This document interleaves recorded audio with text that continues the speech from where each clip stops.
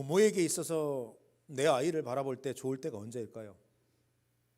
저는 제가 어려서 국민학교를 들어갔는데 동네 형들이 짓궂어가지고 저한테 이렇게 이야기해 준 거예요. 첫 시험에서 네가 빵점을 맞아가지고 가면은 부모님이 제일 좋아할 거다. 빵점 어떻게 맞으면 되는데 다 가위표 쳐지면 된대요. 그러니까 맞으면 안 되는 거잖아요. 그래서 사실 여러분들 빵점 맞는 게 쉬울까요? 100점 맞는 게 쉬울까요? 우리 여기 선생님들이 계시니까 아시죠? 빵점이 어려워요. 제가 빵점을 맞았어요. 나는 뭐 너무 잘했다고 생각했으니까 막 저기 보니까는 저희 어머니가 그 동네 아줌마들하고 이렇게 앉아 계시더라고요. 제가 어떻게 한 줄 아세요? 엄마 나 빵점 맞았다. 뭐 여러분들 당황도 안 하네. 집에 들어가서 오지게 맞았습니다. 네, 창피하게 빵점 맞은 거. 근데 제가 사실은 몰라서 빵점 맞은 게 아니에요. 틀린 거예요, 제가. 부모님이 가장 좋아하는 일은 아마도 시험 100점이 아닐까 싶어요. 목사에게 역시 성도들을 바라볼 때 가장 좋은 일이 뭘까요? 성도들이 늘 목사님 기도한 대로 하나님이 일하셨습니다.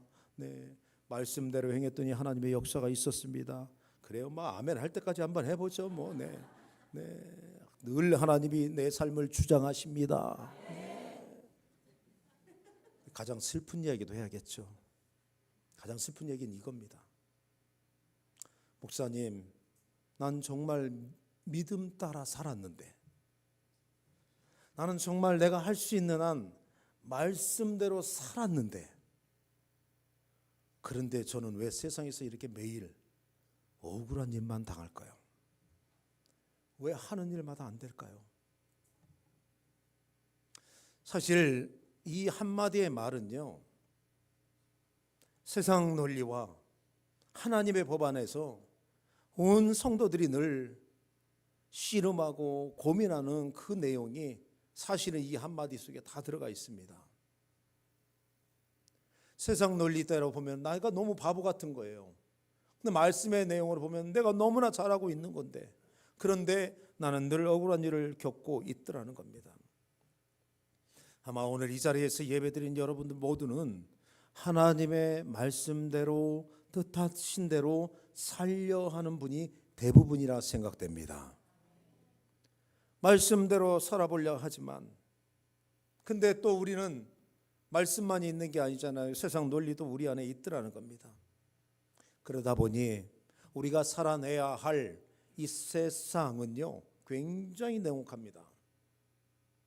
어떤 분이 이 세상의 그 당연한 논리에 대해서 아주 그냥 한 줄로 명쾌하게 이 세상 냉혹한 논리를 이렇게 표현합니다. 정직하게 살아도, 착하게 살아도 결국 세상은 강한 자, 빠른 자, 많이 가진 자가, 그리고 짓밟는 자가, 남을 짓밟는 자가 이기더라. 이게 세상 논리더라는 거예요. 이런 불합리한 논리가 사실은 제가 사는 세상에, 여러분의 사는 세상에 있더라는 겁니다. 이 세상을 살면서 우리의 정체성이 하나님의 자녀이다 보니까 우리가 이 세상을 살아내볼 때 우리는 늘 성실함으로 살아내려고 하는데, 세상은 그 우리 성실함을 무능함이라고 격화시켜버리더라는 거예요.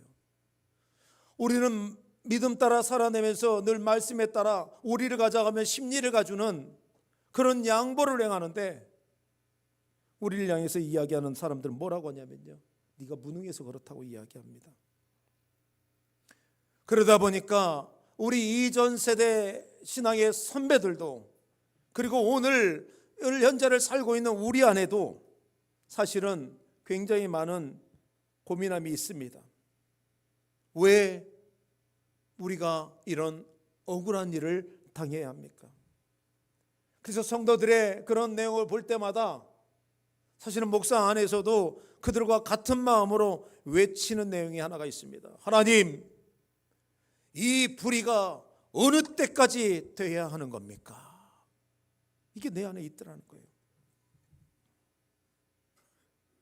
사실 이런 탄식, 이런 절박한 외침은요, 비단 저만의 외침이 아닌 것은 아마도 이 땅을 살아가는 참 많은 성도들의 그런 비슷한 절규가 아닐까, 그런 생각을 해봅니다.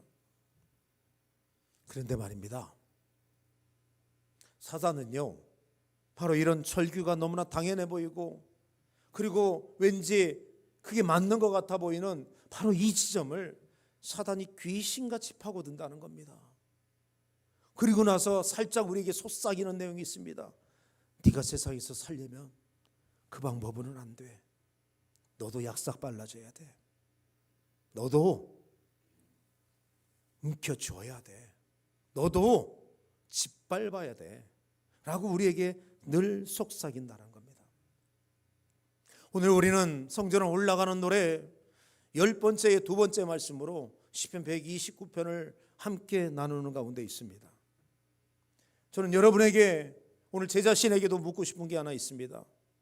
세상은 움켜쥐는 게 맞다고 이야기하는데, 세상은 약삭 바른 게 맞다고 이야기하는데, 세상은 짓밟는 게 맞다고 이야기하는데, 우리의 정체성은 하나님의 자녀인데 나의 아버지 대신 하나님도 과연 동일하게 생각하냐는 겁니다. 하나님도 과연 우리가 약삭빠르게 살아야 한다고 이야기하시겠냐는 겁니다. 바로 오늘 이 질문에 대한 해답을 찾기 위하여 시편 129편의 말씀 5절 이하의 그 말씀을 우리가 함께 나누며 나아갈 때, 말씀 안에서 여러분 정확한 답을 찾아내시고 그 답을 지고 살아가면서 늘 승리를 노래하게 되는 은혜가 여러분 속에 있기를 주님의 이름으로 축복합니다. 여러분, 우리 5절 말씀을 우리 같이 한번 읽어보겠습니다. 129편 5절을 함께 읽겠습니다. 시작. 무릇 시온을 미워하는 자들은 수치를 당하여 물러갈지어다. 아멘. 오늘 말씀은 사실 시온을 미워하는 자의 최후에 대한 말씀이 여기에 잘 그려져 있습니다. 시온을 미워하는 자의 최후를 이야기하기에 앞서서 오늘 우리는 시온에 대해 존재에 대해서 다시 한번 떠올려 볼 필요성이 있습니다. 저는 2주 전에 시편 128편의 말씀을 가지고 시온에 대해서 여러분과 함께 정의를 내렸습니다. 시온은 단순하게 예루살렘의 한 성전의 한 부분, 혹은 예루살렘 지역으로 있는 한 지리적인 그 의미를 넘어선다고 이야기했습니다. 혹시 여러분들 기억하세요? 예, 기억하지 마세요. 앞으로도 여러분이 기억을 하지 않으셔야 제가 설교를 하는데 굉장히 편합니다. 어떤 분들 제가 보면요, 성경에다 날짜까지 다 써놓는 분들 계시는데 제발 그러지 마세요. 날짜 여기다 써놓고 작년에 이거 하셨는데 목사님 재탕하시네. 잘 들어봐야지. 지금 그러지 마세요. 시온의 의미에 대해서 이야기했는데 기억 안 나죠? 당연할 줄 알았습니다. 여러분, 오늘 시온에 대해서 이야기하는 것은요, 이 시온은요, 내가 어떤 미워한다 이야기할 때 이 시온은요, 어떤 내가 단순하게 어떤 미워하는 감정 혹은 어떤 단체, 어떤 개인, 그런 싫어하는 정도가 아닙니다. 여러분들, 이 시온을 미워한다고 이야기할 때 시온은요, 이 시온은 하나님의 임재가 있는 곳인데, 이 시온은 하나님의 임재가 임하시고 하나님의 언약 질서가 그 모든 걸 주장하는 곳인데, 그래서 신약에 와서는 이 시온이 바로 교회를 상징하게 되는데, 이 시온은요, 단순하게 어떤 감정적인 차원으로 그 미움의 자리로 나가는 것이 아니라는 거예요. 하나님의 임재가 있는 이 시온, 하나님의 언약 질서가 이끌어가는 이 시온, 이것을 미워하는 자의 모습은 뭐라고 이야기할 수 있겠는가? 이것은요, 이렇게 이야기할 수 있습니다. 적극적인 불신앙의 행위를 하는 사람, 하나님이 계시는데 아니 계시다고 이야기하는 사람, 하나님이 분명히 시온을 통하여 하나님의 복을, 하나님의 구원을 주신다고 얘기했는데 이 시온을 미워하는 자의 모습이 무엇이냐? 하나님이 주시는 복이 임하는 통로를 끊어버리는 자, 하나님의 구원을, 흐름을 끊어버리는 자, 이렇게 이야기할 수 있겠습니다. 바로 이 시온을 미워하는 사람이 바로 그거라는 거예요. 여러분, 말씀 속에서 이야기하는 시온 속에서요, 하나님이 주시는 명령 하나가 있습니다. 한번 따라해 볼까요? 이곳에 복을 명한다.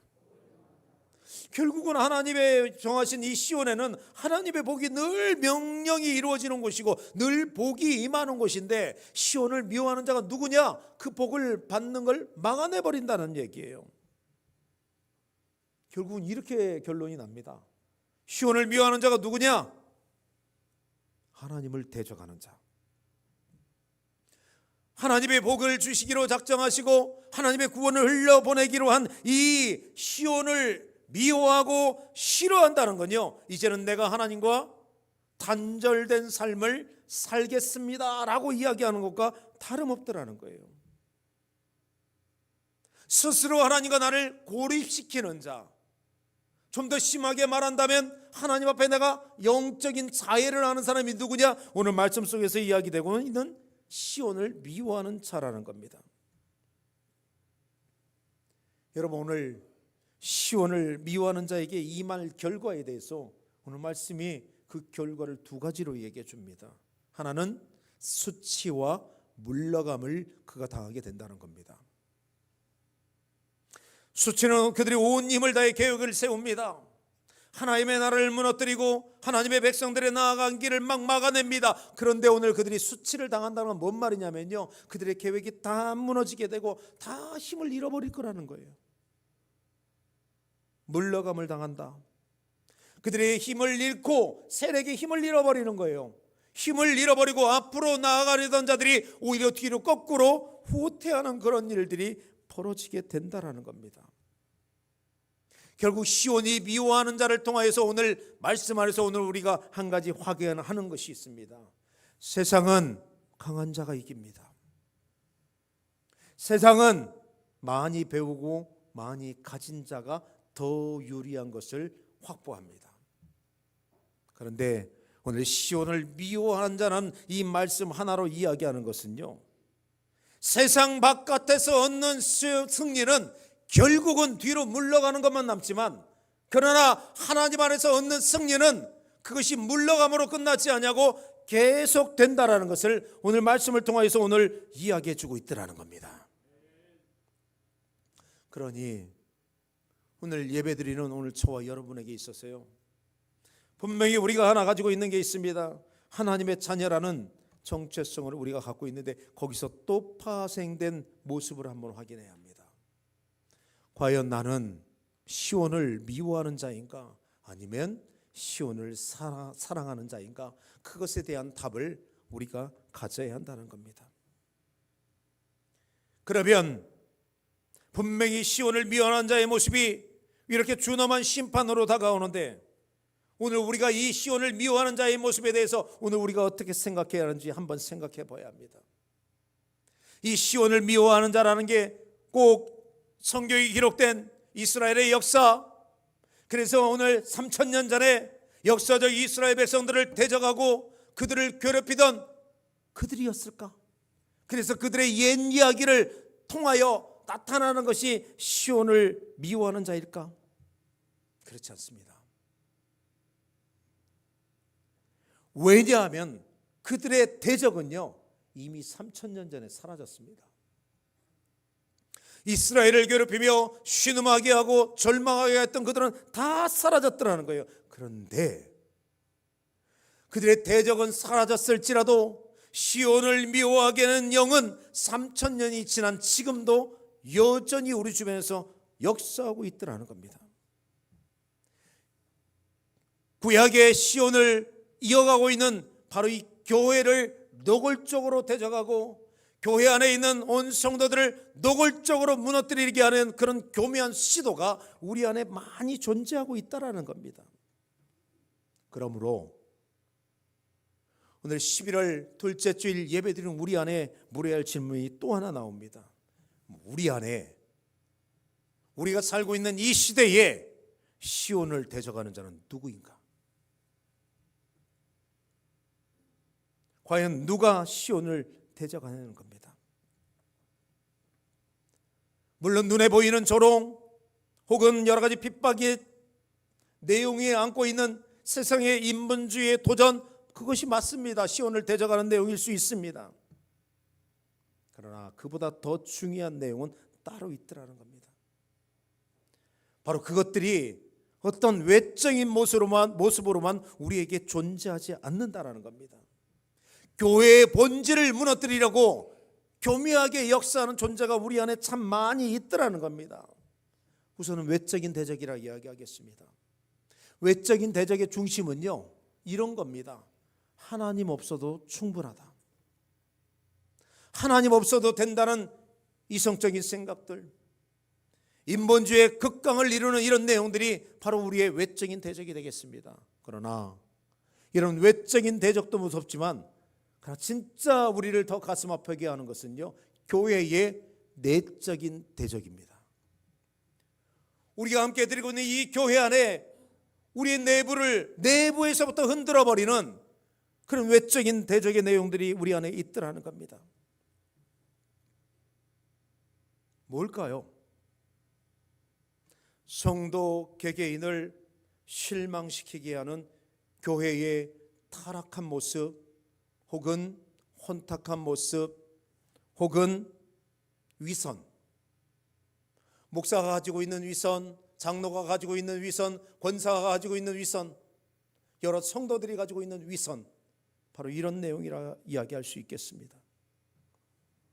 내 집이 아니라 하나님의 집인데도 불구하고 여기를 마치 내 집 마냥 내가 주인인 양 뒤흔드는 모습들, 내 직분 내가 하나님께 받은 건데도 불구하고 마치 그 직분이 뭔가 힘의 권세가 되는 마냥 흔드는 모습들, 직분의 높낮이를 가지고 놓고 내가 누군데를 외치면서 교회 안에서 늘 분열과 다툼의 자리로 이끌어가는 모습들, 이런 내용들을 보게 되면요, 늘 빠지는 내용 하나가 있습니다.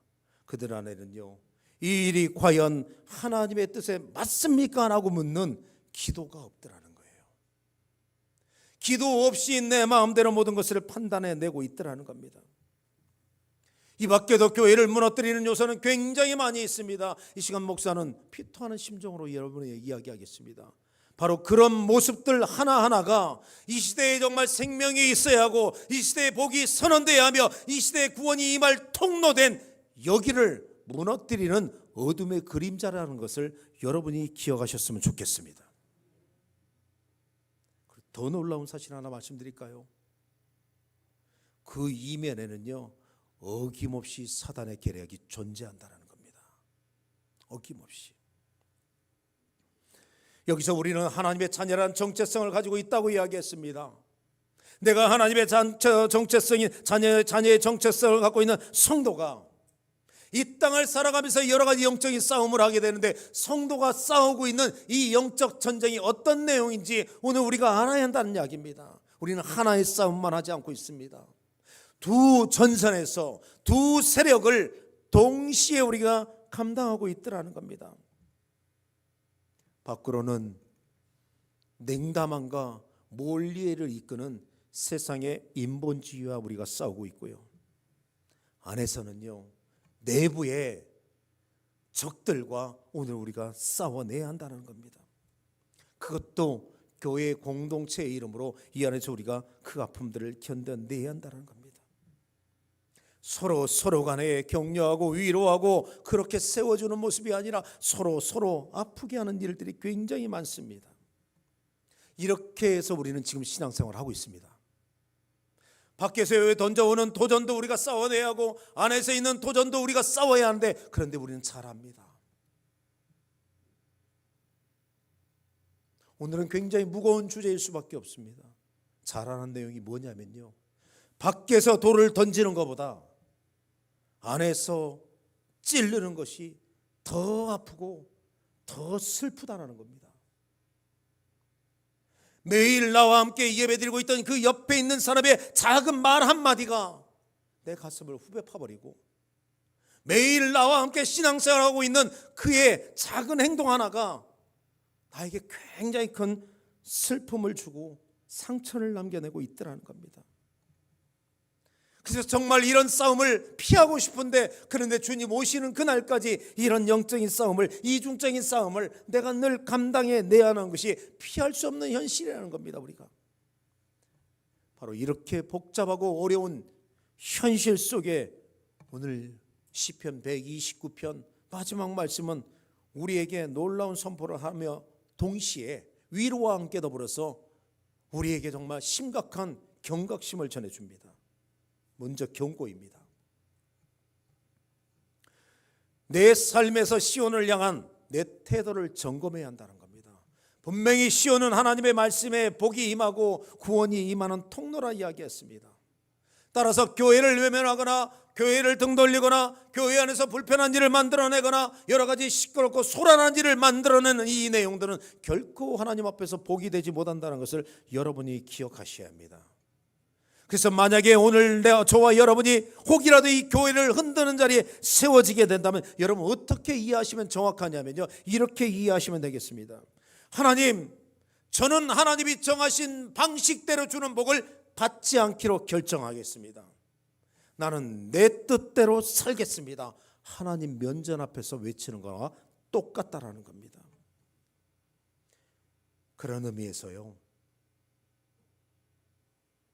내가 섬기는 교회를 정확하게 바로 세워진 태도를 갖는 것은 너무나 중요합니다. 이건 선택이 아니라 필수입니다. 바로 이 선택에 따라 여러분이 영적으로 사느냐 죽느냐가 달려있다는 것을 여러분 꼭 기억하셨으면 좋겠습니다. 그런가 하면 지금까지 시온에 대한 경고의 말씀이 내게 주어지고 있었다면 이제는 위로의 말씀이 내게 주어지고 있습니다. 바로 6절 말씀이 되겠습니다. 우리 6절 말씀을 같이 한번 읽어보겠습니다. 6절을 읽겠습니다. 자, 시작. 그들은 지붕의 풀과 같을지어다. 그것은 자라기 전에 마르는 것이라. 아멘. 억울함과 고통 속에 있는 성도들에게 6절 말씀은 굉장히 위로의 말씀이 됩니다. 내가 하나님의 자녀라는 정체성을 가지고 살아갈 때 나를 짓누르는 힘은 굉장히 강합니다. 나를 짓누르고 있는 힘은 힘도 빠져 보이지도 않습니다. 늘 계속해서 나를 짓누르고 있습니다. 그런데 성경은 그 실체에 대해 폭로합니다. 그 실체의 힘이요 끝까지 계속되지 못한다라는 겁니다. 그것을 지붕의 풀과 같은 말로 지금 설명해내고 있습니다. 그들은 지붕의 풀과 같을지어다. 그것은 자라기 전에 마르는 것이라. 이 지붕의 풀이 상징하는 바는 명확합니다. 한계가 있다라는 겁니다. 내가 지금 힘에 겪고 내가 아파하고 있는데 근데 그것을 짓누르게 하는 존재에 대한 힘이 한계가 있다라는 이야기입니다. 지금 지붕을 덮고 있는 풀처럼 무성해 보이는데 곧 해가 마르게 되면, 해가 쬐이게 되면 마르는 것처럼 땅의 생명력을 이어놓지 못하고 있기 때문에 그들의 존재는 영원히 계속되지 못하고 끝이 있다라는 겁니다. 그러니 혹시 여러분 가운데 내가 신앙생활하는 가운데 있어서 나를 힘에 겪게 하고 짓누르는 존재가 있다면 여러분 힘들어하지 마십시오. 끝은 있습니다. 반드시 하나님의 주권이 여러분에게 임해서 그 모든 힘을 약하게 만들어내서 여러분으로 하여금 승리를 노래하게 할 줄 믿습니다. 저는 저와 여러분 모두가 하나님이 주권적으로 끊어내시고 풀러내시는 그 자유하게 되는 그 은혜가 여러분 속에 있기를 주님의 이름으로 축복합니다. 따라서 오늘 고난 가운데 있는 성도들에게 시편 129편의 후반절의 말씀은요, 저는 이렇게 믿습니다. 전능하신 하나님의 최종적인 위로의 말씀이다. 그리고 8절 말씀은 그 악인과 우리의 길이 어떻게 다른지 극명하게 보여주면서 우리로 하여금 다시 한번 확증해 줍니다. 지나가는 자들도 여호와의 복이 너희에게 있을지어다 하거나 우리가 여호와의 이름으로 너희에게 축복한다 하지 아니하느니라. 이렇게 이해하시면 됩니다. 악인들이 누구냐? 복의 길에서 제외된 자들이다. 의인들이 누구냐? 복의 길에 속한 자다. 그러니 그들 누구도 그들이 복된 자라고 이야기하는 자가 아무도 없다라는 겁니다. 그러니 오늘 저와 여러분 안에 이런 선포는 당연합니다. 악인의 날은 지붕의 풀과 같이 짧지만 의인의 날은 영원하리라. 이게 말씀의 핵심입니다. 여러분들, 이거 얘기하려고 제가 길게 얘기한 거예요. 여러분 모두가 이 복 절대로 놓치지 아니하기를 주의 이름으로 축복합니다. 말씀 맺겠습니다. 우리가 사는 이 시대, 무한 경쟁이 당연한 시대입니다. 늘 우리로 하여금 포기하지 않는 자리에 들어가게 만듭니다. 성공해야 한다는 강박이 늘 우리 안에 있습니다. 심지어 이것은요, 목사에게도 있습니다. 교회를 부흥시켜야 한다. 말씀을 통하여 오늘 성도들에게 은혜를 끼쳐야 한다. 온 성도들에게 복을 줘야 한다. 이런 쪽으로 계속 성공 논리로, 복의 논리로 나에게 계속 다가오게 됩니다. 그 핵심을 파고 들어가게 되면요, 이것만 남습니다. 강한 자가 이긴다. 늘 우리는 이 모습에 대해서 경계해야 한다는 겁니다. 따라서 오늘 저와 여러분이 함께 나눈 이 시편 129편은요, 우리의 그런 모든 생각을 뒤엎어버립니다. 강한 자가 늘 이긴다는 세상 권리를, 논리를 확 뒤집어 엎어버리더라는 겁니다. 강한 자가 세상을 이기는 것이 아니라 강한 자와 약한 자 모두를 다스리는 하나님으로 인해서 세상을 이길 수 있다. 이게 결론이라는 겁니다. 여호와는 의로우사 당신의 백성이 묶임을 당하는 것을, 여호와는 의로우사 당신의 백성이 무너짐을 당하는 것을 결코 외면하지 않는 것이 시편 129편에서 계속해서 흐르고 있습니다. 그 하나님이 여러분을 붙잡고 있음을 믿으시고 늘 믿으심의 그 믿음의 고백 안에서 이런 고백이 여러분 안에 있기를 원합니다. 이스라엘에게 평강이 있을지로다. 여러분 모두에게 하나님의 평강이 뒤덮여지기를 주의 이름으로 축원합니다.